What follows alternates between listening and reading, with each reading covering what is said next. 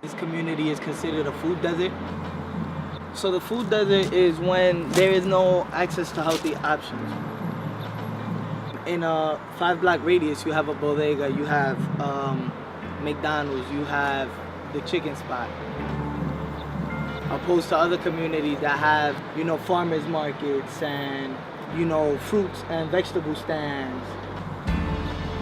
Better options inside the supermarkets, right? So, just making sure that we change that dynamic in our community and kind of like fight for the healthier options. In the entire New York State, the Bronx is the 62nd county out of 62 counties in New York State with the highest health indicators, whether that's obesity, diabetes.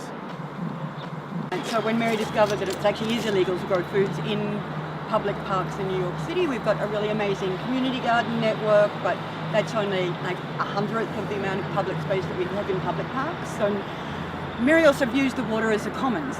In fact, sort of like our last real commons is the waterways. And yeah, they're a little more lawless, and so we are allowed to grow food on the water even if we can't grow it on public land. This barge and the Swale project is like a push back against power, where we're like, oh, we can't grow in our parks, we can't grow in our homes, so let's just do it on water. It's not illegal to do it on water, right?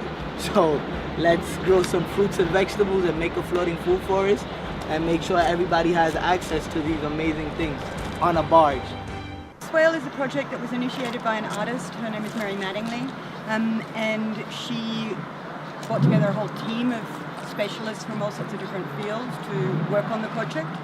We describe the project as a floating food forest because we use permaculture principles in how we've planted the barge. But basically we're sitting on a big public artwork that's also an edible garden on a 40 by 130 foot barge and currently located on the Bronx River. I'm Amanda McDonald-Crowley. I'm a contemporary art curator, and I've worked quite a lot with Mary Mattingly, who's the founder of Swale. I support her in all sorts of public programming and working with all of the various organizations when we move around. My name is Naseem Hamed. I'm the lead youth organizer for Youth Ministries for Peace and Justice, the local community-based organization that partners with the Swale team to make the Swale project happen here in Concrete Plant Park. A swale is usually a depression in the landscape to gather water for a wetland or for different purposes. So we're sitting on the water, so it's really, we're using it as a bit of poetic license. There are regulations in New York City that say that no large vessel can stay in any one location for more than 2 months because of how it might affect the ecology of the waterway that we're sitting on, the shadow that we cast. So, but it also means that it's an opportunity for us to take this conversation to different communities around the city as well. This year we started out in Brooklyn Bridge Park, and this is our second location. We are actually overstaying our time here by a little bit. I think we're here for 2.5 months. Yes. We're here for 2.5 months, and then we go to Hudson River Park. We did have a lot of the soil donated to begin the process of planting because we had to do that. But yes, now we compost on the barge. We do weeding and create our own mulch. We also do a lot of public programming on board here too. So our food scraps go into the compost here too. As for how we water the plants, sometimes we're lucky enough to be in locations where the city will provide water from the city. But in fact, what we did was build a water filtration system so that we're capable of taking water from the river and filtering that and then using it to water our plants. People are surprised by a lot of the things that we're growing on board, to be perfectly honest with you. I mean, in lots of neighbourhoods people haven't seen apples growing on an apple tree or seen a persimmon growing in this climate. Yeah. Last year we had a banana palm. We didn't get any bananas from it, and it didn't survive the winter. It's true. So there are, the fact that we're growing grapes here that people can pick and eat. We do grow basil, and we've got lots of oregano on the barge, so that when people see herbs that they recognise, it's easier for us to then describe to them herbs that they might not recognise. We're growing fruits and vegetables too. We've got chokeberries and serviceberries. We've got 8 different varieties of apple. We got strawberries. We've got strawberries. Blueberries. What else? Blackberries, Some peaches. peach tree. We've got a persimmon tree too. But we've got a lot of emisisip all over the barge because one, it's good for your health, but it's also a pollinator attractor, obviously, and purslane because it's a lovely weed and we like to eat it. Tastes What else? good. Tastes good. What else are we growing? We have some mint.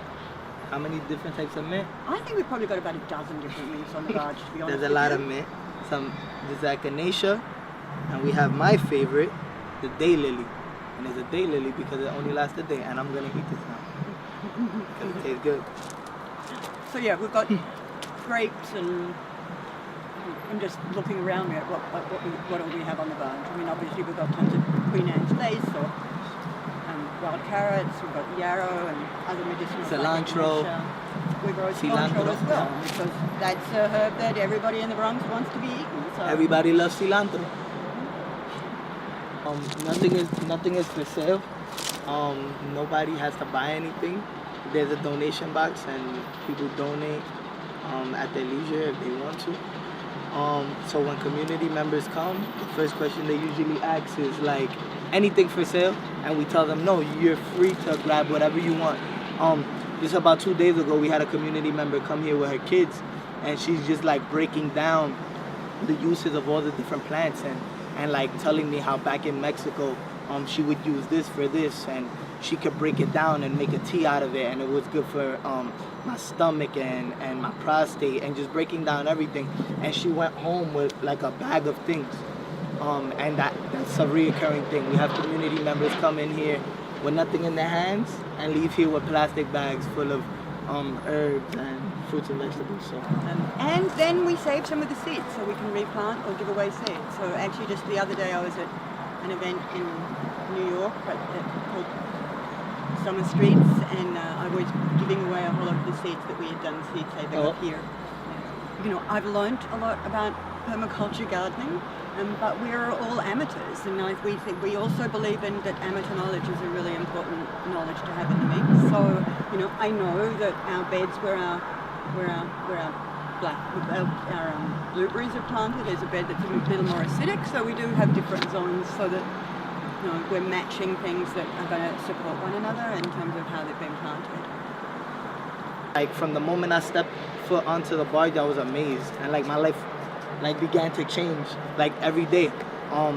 As I learned more about the plants, as I learned about the water filtration system, as I learned about permaculture. So just it's a holistic thing when you step onto Swale and you begin to learn all these different things and piece them together. It's education, it's art, it's culture. We hold events here and workshops too, so sometimes to bring audiences with a specific interest to the barge.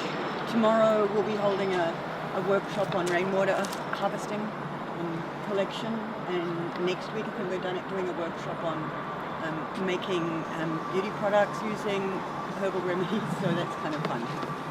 They're currently doing a lot of planting in the park, and for the first time in a New York City park, they are in fact planting some edibles in the park. Mostly at the moment it's herbs and pollinators, but the intention is to grow that project larger too. And we're pretty convinced that it's partly because we were here last year that conversation is starting to happen locally. And what I like to say is that when people come onto Swale and see that things could grow in the Bronx, they'll fight for it in other places, and making sure that healthy living and healthy options is what community members deserve. And they deserve to see this, and they deserve to have access to it. So it's great that Swale is here in the Bronx, and it's amazing for people to come on and pick things and tell stories to one another. It's all about community engagement and pushing the community forward. Our goals for Swale over the next 10 years is to make sure that she thrives as an art and cultural project. We would like to find a long-term partner for her and a long-term location where it might be You've finished yours. House. We have a strong lobby group in the Bronx who would like to have her here long-term. But our goal is also to influence city policy. Why isn't it legal to grow food in public parks in New York, where communities can actively do their own planting and harvest food in public spaces? What would it look like in our cities if food were a public service and not just an expensive commodity? That really is a long-term goal. We might have to do a bit of guerrilla gardening over the road and plant some seeds over there too. Yeah.